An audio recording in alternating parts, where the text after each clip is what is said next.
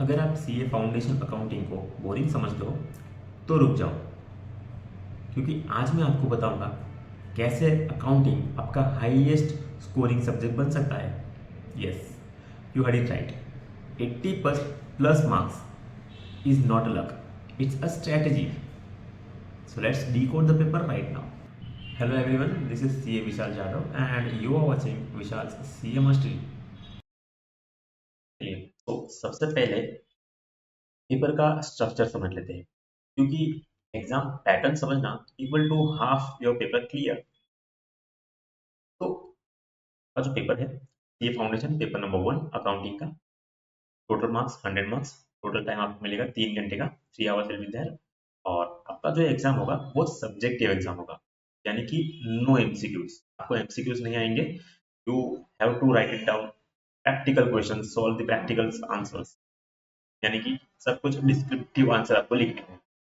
तो इसका मतलब ये है कि आपको ज्यादा फोकस करना होगा on concept clarity and proper presentation के ऊपर।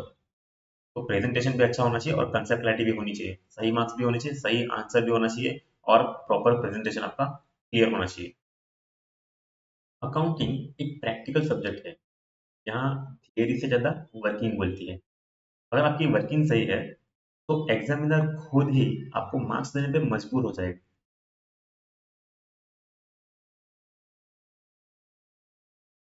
चलिए बात करते हैं मार्क्स डिस्ट्रीब्यूशन। तो यहाँ ना हर चैप्टर इक्वल नहीं होता, क्योंकि कुछ चैप्टर्स हीरो चैप्टर्स होते हैं और कुछ चैप्टर्स सपोर्टिंग रोल के लिए होते हैं।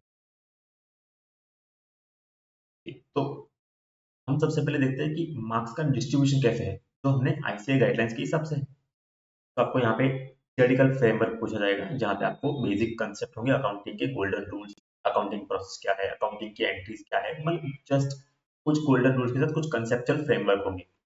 दे are around 5 to 10 marks. Accounting के प्रोसेस, जैसे कि जर्नल एंट्रीज प्रिपेयर करना, जर्नल एंट्रीज पास करना, लेजर पोस्टिंग करना, ट्रायल बैलेंस बनाना, rectification of errors, these are the most important chapters.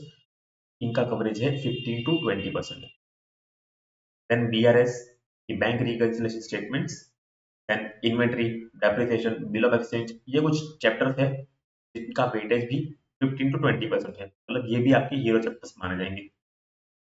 Final accounts of proprietorships, NPO accounting, incomplete records में से accounting बनाना, NPO में से हमको अकाउंटिंग प्रॉपर फाइनलाइजेशन करना, ये सारी चीजें आपको 20 से लेके 25% तक के बीच में आपको दिखाई देगी इन योर एग्जाम पेपर।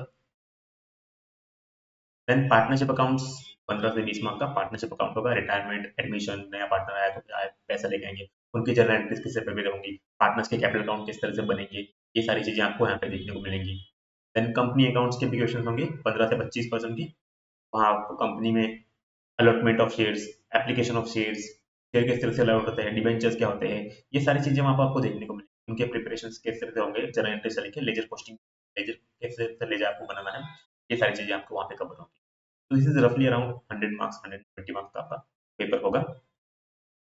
ये बात करते हैं कोर फोकस एरिया, मतलब ऐसे कुछ चैप्टर्स जहाँ पे आपको ज्यादा फोकस करना है, जिसमें आपको अकाउंटिंग प्रोसेस, जैसे मैंने बताया accounting process is one of the most important. Accounting process में क्या होता है, आपको जर्नल एंट्रीज पास करनी है।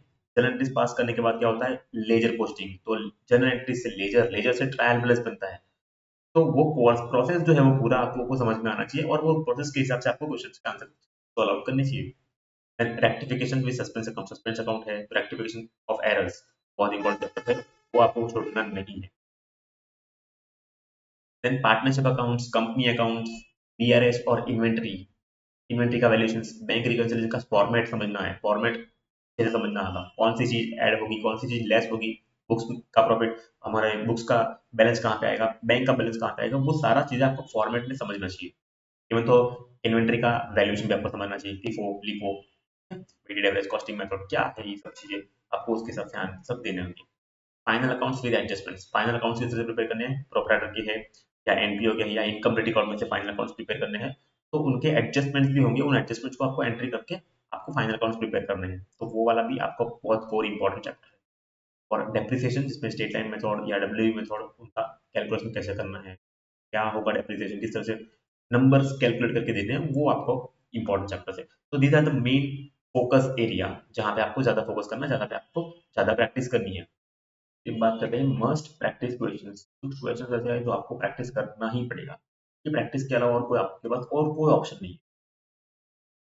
जैसे full length accounting process questions. Accounting process में जनरल एंट्री से लेके अकाउंटिंग प्रोसेस का फाइनलाइजेशन कैसे करना है, journal entries, then ledger posting, then trial balance creation, then final accounts create करना, ये सारी चीजें फुल लेंथ अकाउंटिंग प्रोसेस में आती है। तो उनके कुछ क्वेश्चंस होंगे। जनरल एंट्री पास करो, लेजर पोस्टिंग करो, ट्रायल बैलेंस प्रिपेयर करो, या ट्रायल बैलेंस में से कुछ रेक्टिफाई करो, एरर्स को रेक्टिफाई करो। ये सारे क्वेश्चंस आपको मस्ट प्रैक्टिस है। Then rectification of trial balance, without trial balance, trial balance नहीं दिया बट फिर भी कुछ ना कुछ एरर्स है, वहां पे रेक्टिफिकेशन आपको करना है, किस तरह से रेक्टिफाई करना है, तो कौन सी चीजों को रेक्टिफाई करना है, क्या रेक्टिफिकेशन के एडजस्टमेंट्स क्या होंगे, ये सारी चीजें आपको प्रैक्टिस करनी चाहिए। Final account with adjustments. अब ट्रायल बैलेंस दिया होगा, फाइनल अकाउंट्स बनाने हैं ट्रायल बैलेंस से, trading account, P and L account, balance sheet, तो उसमें कुछ ना कुछ एडजस्टमेंट करते होंगे। तो वो एडजस्टमेंट्स किस तरह से करने हैं, उनके एडजस्टमेंट के साथ आपको फाइनल अकाउंट्स प्रिपेयर करने हैं, उनके बहुत अच्छे से क्वेश्चन अटेम्प्ट करना, बिकॉज फाइनल अकाउंट्स कराते हैं तो ऑलमोस्ट 15 से 20 मार्क का आपका फ्री शॉर्ट शॉर्ट मार्क्स है। वहां आपको गलती नहीं करनी, उनकी जितना प्रैक्टिस करोगे वो प्रैक्टिस से आपको आ जाएगा कि हाँ इस तरह से मुझे बैलेंस शीट बनानी है। बैलेंस शीट बनाना, बैलेंस शीट को टैली करना is one of the most difficult and toughest question, but उसको अगर आप प्रैक्टिस करोगे, डेली प्रैक्टिस करोगे ना, तो believe me guys, you will crack that. And partnership accounts और कंपनी अकाउंट्स के कुछ क्वेश्चन, जिसमें एडमिशन के पार्टनर्स के एडमिशन, देन उसके रिटायरमेंट के टाइम पे क्या होता है, कौन कितना पार्टनर्स को कितना कंट्रीब्यूशन देना है, क्या प्रॉफिट एंड लॉस का शेयर रेशियो क्या है, वो सब के हिसाब से आपको कुछ ना कुछ क्वेश्चन जनरल एंट्रीज पूछी जाएगी, उनकी आपको जनरल एंट्रीज या लेजर पोस्टिंग क्रिएट करनी पड़ सकती है। कंपनी अकाउंट में जैसे मैंने बताया, शेयर एप्लीकेशन से लेकर शेयर अलॉटमेंट तक का जो भी प्रोसेस है वो आपको समझ में आना चाहिए। किस तरह से जनरल एंट्री करना है, प्रिपेयर करना है, लेजर पोस्टिंग कैसे करना है, कौन सी चीज कहाँ जाएगी, उसका प्रोसेस समझना है, और उसके हिसाब से आपको अकाउंटिंग बनानी है। Then depreciation, depreciation is one of the most important. वहाँ पे आपको एसएलएम के डब्ल्यू भी तो है, बट ऐसा भी क्वेश्चन हो सकता है कि आप जहाँ पे पुराना मेथड से अब नया मेथड में चेंज है, तो change in method will be the ट्रिकीएस्ट question. तो जब चेंज होता है तो कौन सा चेंज होता है, वो चेंज जो है वो कैसे माना जाएगा, कहाँ से माना जाएगा, वो प्रोस्पेक्टिव चेंज होता है। तो डेप्रिसिएशन का जब भी हम अकाउंटिंग करें तो प्रोस्पेक्टिव यानी कि जब से चेंज हुआ तब से लेके आगे आने वाले जो भी फ्यूचर ईयर्स है उसमें हमें अकाउंटिंग की एंट्री दिखानी है। अब अगले साल से कौन सा डेप्रिसिएशन लगेगा वो आपको शो करके क्लियरली दिखाना है। चलिए बात करते हैं कुछ हाई स्कोरिंग टिप्स की। तो आपको ना कुछ ऐसी प्रिपरेशन, ऐसी स्ट्रेटेजी बनानी है ताकि एग्जामिनर आपको खुद मार्क्स देने पे मजबूर। सबसे पहले फॉर्मेट, अगर आपका फॉर्मेट सही है तो आपको फ्री के मार्क्स मिलेंगे। राइट फॉर्मेट, परफेक्ट फॉर्मेट आपका बना हुआ होना चाहिए, तो आपको फ्री के मार्क्स आराम से मिलेंगे। ठीक है, अगर फॉर्मेट गलत है ना तो आपके जो मार्क्स हो जाएंगे वो आधे हो जाएंगे, एक गलती आपको भारी पड़ सकती है। तो इतना अच्छा फॉर्मेट रखो कि जैसे आईसीआई ने अपने स्टडी मटेरियल में बताया वैसे ही फॉर्मेट में आपको, जैसे कि क्लियरली हेडिंग दिखाना, नरेशन दिखाना, डेट्स मेंशन करना, ये जर्नल एंट्रीज में ज्यादातर नरेशन दिखाना जरूरी है। तो फॉर्मेटिंग पर फोकस करो और मार्क्स अपने आप आ जाएंगे आपके। सेकंड चीज, show full working notes.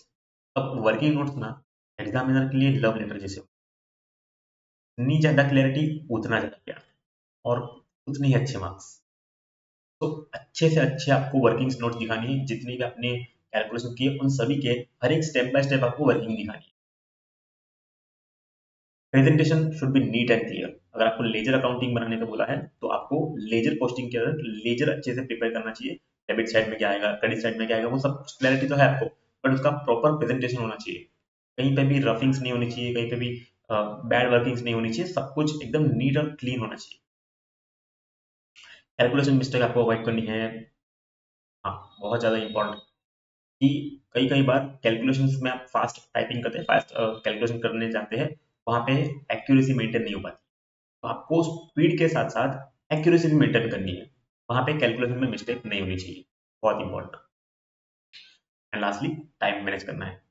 Time manage इसलिए करना है बिकॉज आपके पास टोटल 3 ही घंटे हैं, और 100 मार्क का पेपर, वो भी डिस्क्रिप्टिव पेपर, और वहाँ पे भी प्रैक्टिकल क्वेश्चन है। वहाँ पे आपको अच्छे से टाइम मैनेज करना होगा।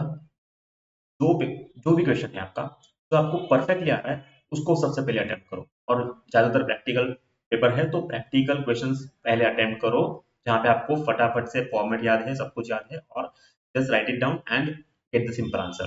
तो कम से कम टाइम में ज़्यादा से ज़्यादा मार्क्स वहाँ पे हम अटेम्प्ट कर सकते हैं। तो पहले ऐसे क्वेश्चन करो जो हमें सबसे पहले आते हैं, जब जहाँ पे थोड़ा बहुत डाउट हो उसको हम लास्ट में देख सकते हैं। बट इजी स्कोरिंग सब्जेक्ट अगर बनाना है तो सबसे पहले आपको प्रैक्टिकल क्वेश्चन जो आपको इजीली आ रहे हैं उसको आप सबसे पहले अटेम्प्ट करो।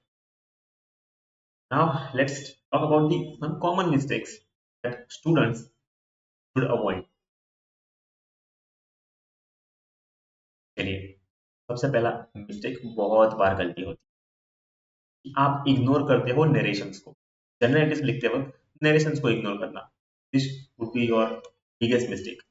अगर आपको जनरल एंट्रीज पूछी है ना, तो please please write down the narration also. Narration मिलते हैं, नरेशन आप लिखते हो तो एग्जैक्टली आपको अच्छे से मार्क्स मिलेंगे।